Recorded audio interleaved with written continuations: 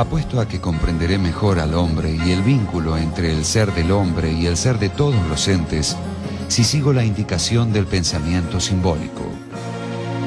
Paul Ricoeur, La simbólica del mal.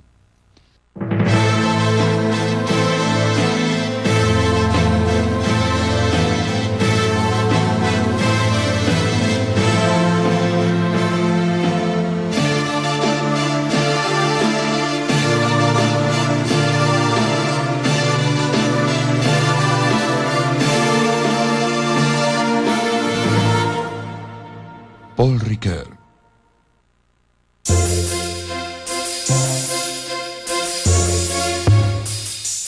Paul Ricoeur nació el 27 de febrero de 1913 en Valence, Francia, en el seno de una familia protestante. Su madre muere al nacer él, y por esas vicisitudes de la familia jamás la familia le habló de quién era su madre. Él muere, cuando él muere, tiene todavía en la cabecera de su cama 2 fotografías de diferentes mujeres porque no sabía cuál de las 2 era su madre. Su padre muere al año en la guerra del 14, con lo cual él crece en como un enorme agujero negro, que es el agujero negro de sus orígenes directos. Lo educan sus abuelos, pero de esos orígenes directos.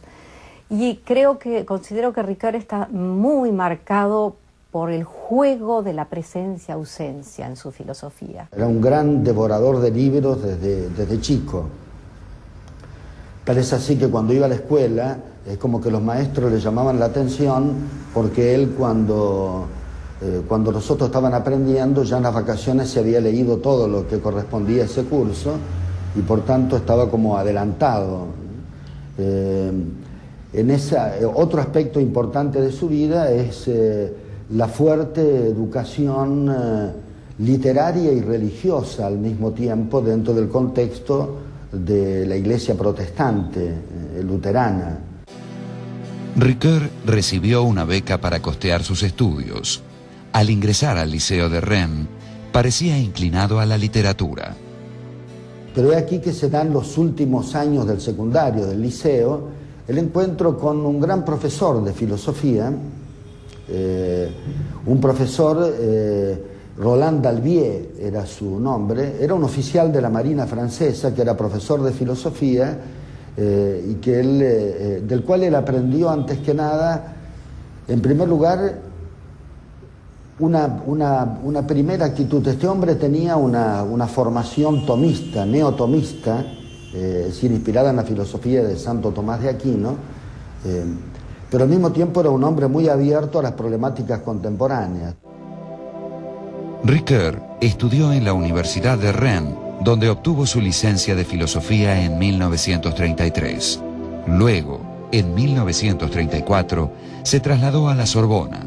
Descubrió allí la fenomenología de Edmund Husserl y comenzó a participar en las reuniones que organizaba el filósofo Gabriel Marcel. Gabriel Marcel fue su gran maestro. Los viernes en la casa de Gabriel Marcel, donde se reunían jóvenes filósofos, era un momento grande, dice él, de aprendizaje, donde cada uno era llamado no a repetir discursos que ya sabía, sino a enfrentarse con problemas concretos de la existencia humana y a tratar de aportar una reflexión. Primero una descripción del problema, una exposición fenomenológica del problema, para justamente llevarla después a un segundo plano de una reflexión segunda, que es cuál es el sentido de esa experiencia. Dos de las grandes influencias en la formación de Ricoeur fueron Husserl, con su exigencia de rigurosidad metodológica, y Marcel, con su exigencia de compromiso existencial. La tercera influencia es la de Jean Nabert. Jean Nabert, un filósofo que ha escrito 2 grandes libros sobre todo, uno sobre la libertad y otro ensayo sobre el mal, que son 2 temas esenciales en el mismo Paul Ricoeur y que forman como el punto en el cual la dimensión existencial y la dimensión metodológica, fenomenológica se unifican, que es en la reflexividad del yo filosófico, del yo que del yo que reflexiona filosóficamente. Una reflexión nutrida por el contenido de la existencia, articulada por la metodología fenomenológica y unificada en una reflexión que el pensador siempre hace. Ese espíritu reflexivo, de alguna manera, lo obtiene él, lo extrae de Jean Nabert, junto con dos grandes contenidos que para él son la relación entre la libertad y el problema del mal. En 1935 obtuvo la agregación de filosofía en la Sorbona. Ese mismo año comenzó a enseñar en Colmar, Alsacia. Hacia 1939, Ricoeur se trasladó a la Universidad de Múnich y permaneció allí hasta el estallido de la guerra. Volvió entonces a Francia y fue movilizado. Él mismo es llamado a la Segunda Guerra Mundial como oficial, ¿no? Como oficial de reserva, ¿no? Precisamente él estaba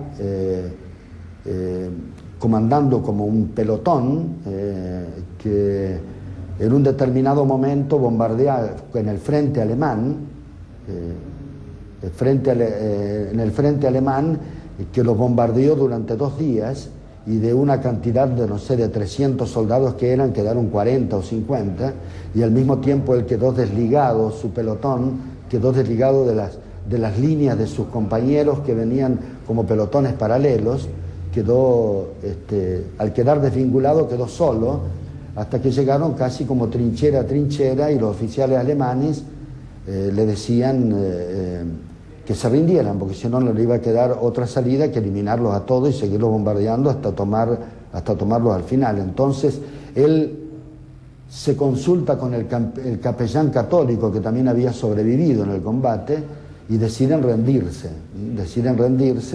Son llevados por los oficiales alemanes como prisioneros a un campo de concentración del ejército alemán en la Pomerania, que es allá en el límite con Polonia, ¿no? En la zona bien al este de Alemania.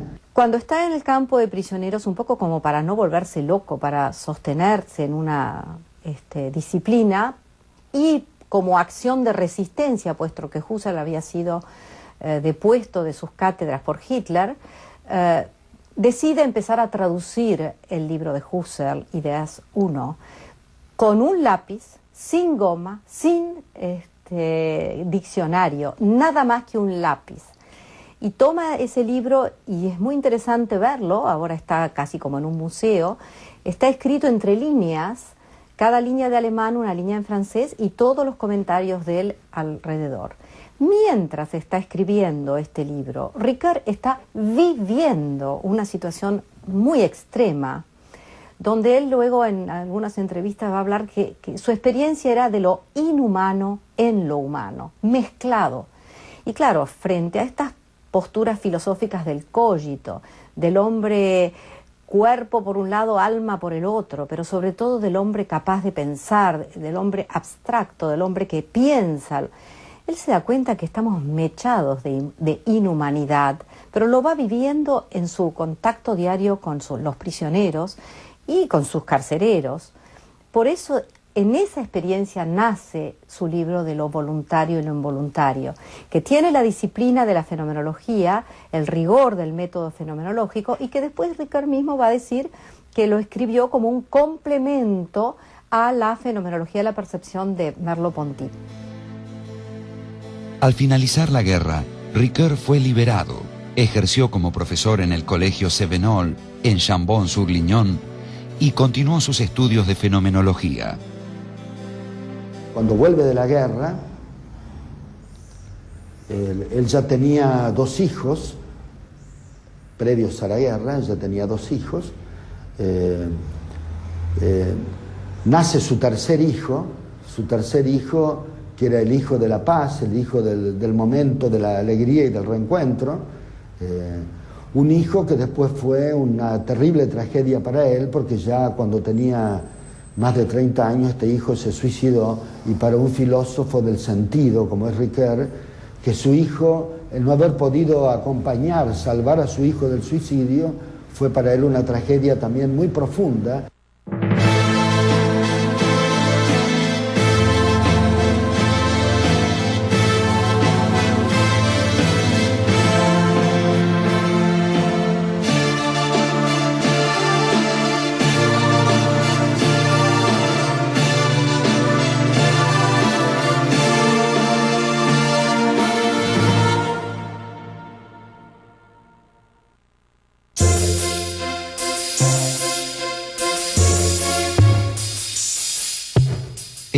1948, publicó su trabajo Gabriel Marcel y Karl Jaspers, Filosofía de la miseria y filosofía de la paradoja. En 1950 apareció en Francia su traducción de Ideas 1, de Husserl. A la vez, sostuvo su tesis de doctorado, Lo voluntario y lo involuntario, que sería publicada ese mismo año. La filosofía de la voluntad de Ricoeur tiene dos aspectos, dos partes. La primera es donde él trata de mostrar este involuntario mechado con lo involuntario, esta inhumanidad mechada en la humanidad. Y después, también debido a la experiencia que acaba de pasar, su gran preocupación es el mal. El mal. Pero al observar se da cuenta que los seres humanos no logramos expresar el mal en forma directa, sino siempre es en forma simbólica, o bien por quejas, o bien por lenguajes míticos, o bien por gestos, pero siempre está mediatizado a través de algo que dice más de lo que en sí dice, que es el símbolo. Entonces Ricoeur, que estaba trabajando con el método fenomenológico, cuando se pone a estudiar el problema del mal, se da cuenta de que tiene que recurrir a otro método. No es que el método fenomenológico no sirve más, no sirve para recoger ciertas experiencias humanas que solo se dicen de forma indirecta con lenguajes quebrados, como son lenguajes simbólicos. Y es así que Ricoeur pasa entonces a lo que diríamos, lo que él después va a llamar el injerto hermenéutico en la fenomenología. El estudio fenomenológico de lo voluntario y lo involuntario lleva a Ricoeur a las puertas de su propio desarrollo filosófico, en el que se acostumbra a señalar varias etapas, la primera de las cuales tiene que ver con el estudio de los mitos y de la simbólica del mal.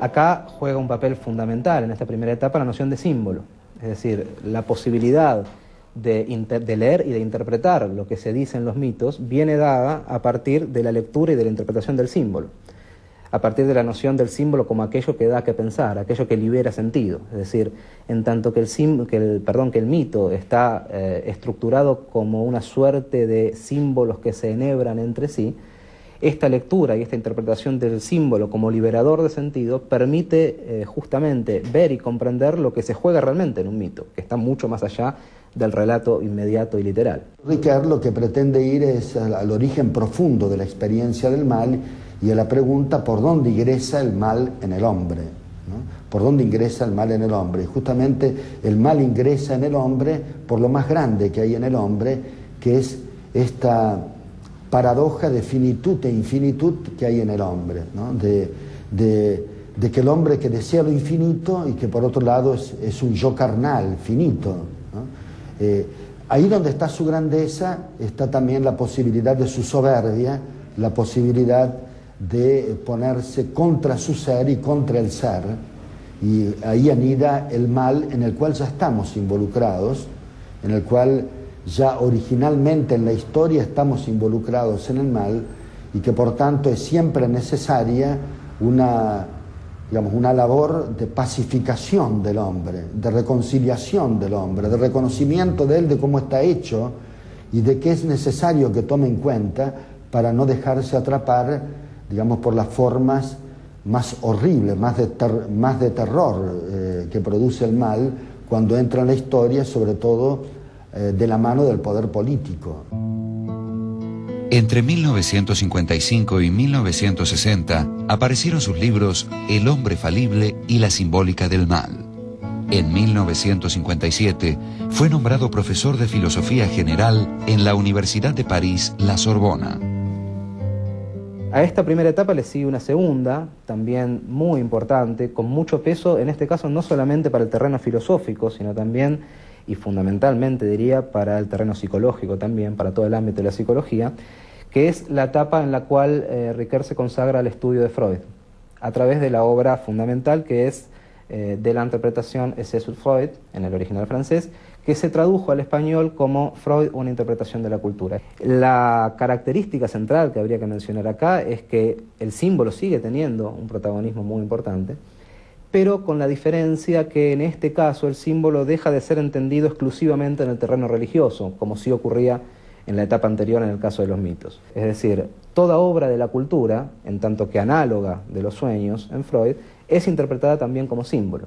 Es decir, toda obra cultural humana es también un símbolo. Esto le permite a Ricoeur extender el análisis del símbolo desde ya, pero además, y yendo un poco a lo que decíamos con respecto a el origen de su pensamiento, le permite romper, en sus propias palabras, con toda forma de idealismo, subjetivismo o solipsismo. Él dice, la modernidad se basó en una concepción cartesiana del yo, como si el yo fuera transparente inmediatamente a sí mismo. En cambio, el yo humano, el yo carnal, el yo encarnado que él aprende de Gabriel Marcel, es opaco para sí mismo. Él tiene una frase que me encanta y que dice, yo soy inconmensurablemente más de lo que yo sé de mí. Es decir, soy insondable para mí mismo. Yo soy, tengo la certeza de que soy y existo, como Descartes, pero ¿quién soy yo? Precisamente porque hay una insondabilidad del sujeto, una insondabilidad del yo, que se manifiesta a través de la dimensión del inconsciente y de lo que él después va a llamar una arqueología del sujeto. Luego de la publicación de su Ensayo sobre Freud en 1965, Ricoeur fue nombrado profesor en la Facultad de Letras de la Universidad de París, Nanterre.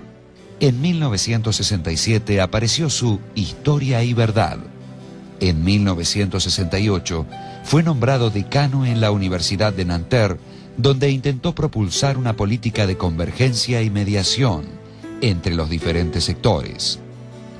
Agredido por grupos izquierdistas, dimitió en 1970 y se apartó de la vida intelectual francesa. Fue ahí cuando él va a enseñar a la Universidad Católica de Lovaina en Bélgica y después pasa a Chicago, Estados Unidos. Ahí es donde él aprende de la filosofía del lenguaje analítica del mundo anglosajón, aprende toda una perspectiva de la filosofía, sobre todo, como decía, los grandes aportes de la filosofía analítica. Directamente lo reciben con los brazos abiertos y durante más de 25 años enseña en Estados Unidos, en la Universidad de Chicago, un cuatrimestre por año. Un día yo le pregunté, ¿pero y qué enseña usted allá, la filosofía analítica? No, de ninguna manera, me dijo. Ellos me enseñan a mí la filosofía analítica, yo les enseño la filosofía europea. En 1970, Ricoeur publicó El conflicto de las interpretaciones y en 1972, El discurso de la acción.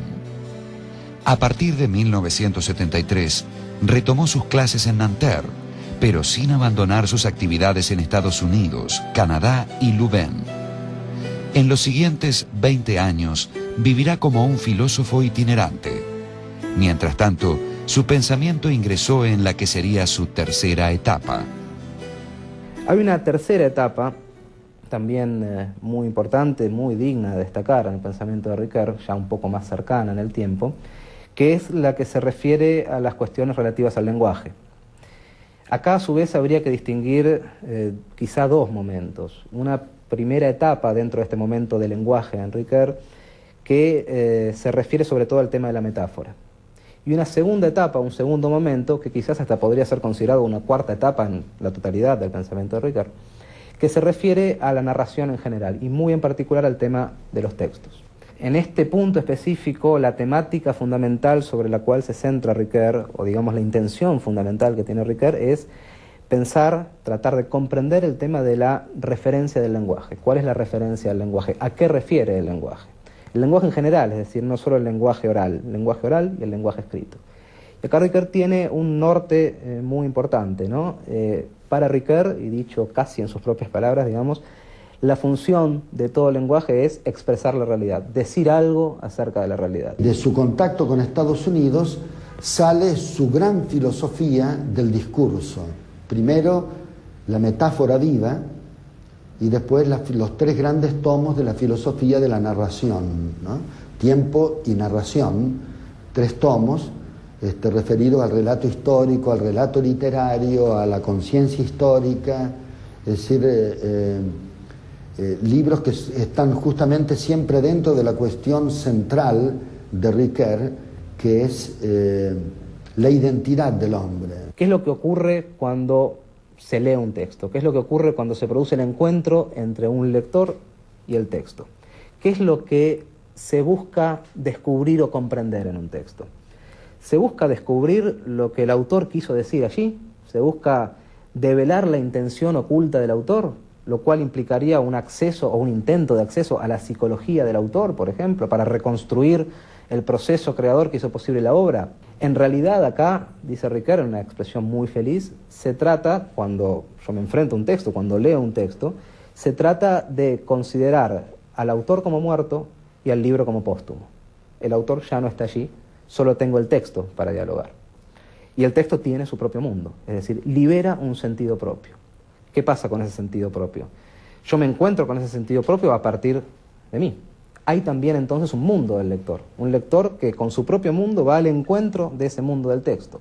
Por eso Ricoeur finalmente formula esto diciendo comprender un texto, es comprenderse ante el texto.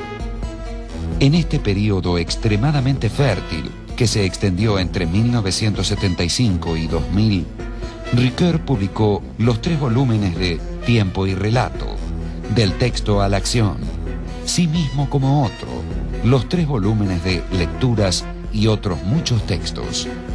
Además, coordinó investigaciones y congresos internacionales para la UNESCO y otras instituciones.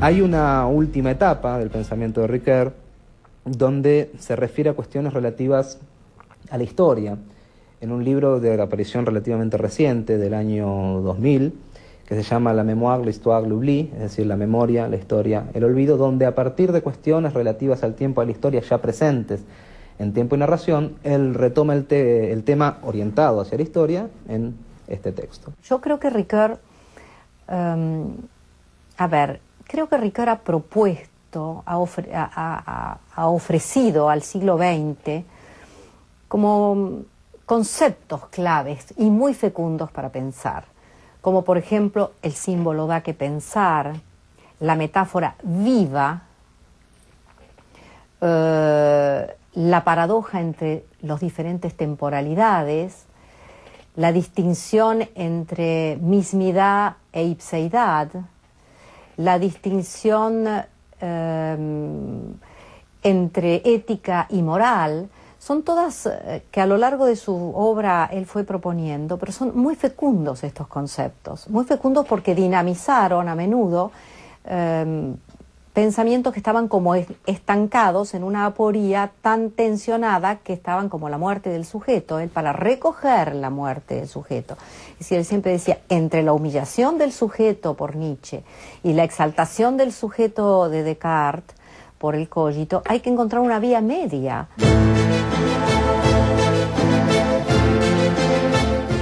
Paul Ricoeur murió el 20 de mayo de 2005. A lo largo de su vida, desplegó una gran capacidad de diálogo con todos los sectores y corrientes del pensamiento contemporáneo, así como con el gran depósito de sabiduría que reside en los relatos míticos, en las manifestaciones literarias y en las tradiciones de las diferentes culturas y pueblos. Para él, la filosofía siempre ha de ser un diálogo abierto y no una mera doctrina.